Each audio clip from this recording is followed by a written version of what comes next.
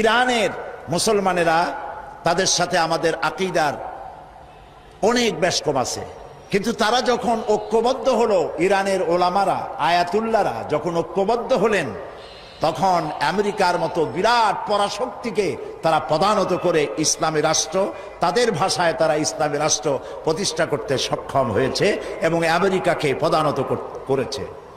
এখানে আয়াতুল্লাহ খমিনীর একটি কথা আমার মনে পড়ে, কি সাহস তার! ইমান আকীদা যাই থাকুক, আকীদার প্রশ্নে আমরা আপোস করব না, কিন্তু এই কথাটা তো বলতেই পারি।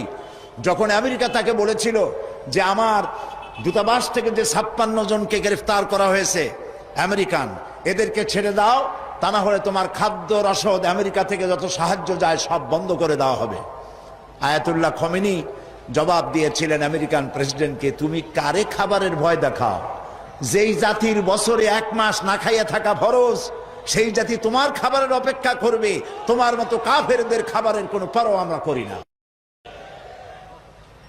মুসলমানেরা যখন ঐক্যবদ্ধ হয়েছিলেন, আল্লাহ তাদেরকে বিজয় দান করেছিলেন। সেখানে ঐক্যবদ্ধ হওয়ার জন্য আসুন তাওহীদের উপর ঐক্যবদ্ধ হই, খাতমে নবুয়তের আকীদার উপর ঐক্যবদ্ধ হই, শিরক এবং বেদাতের বিরুদ্ধে কথা বলি, একই সুরে বলি, একসাথে বলি, জীবনকে বাজি রেখে বলি।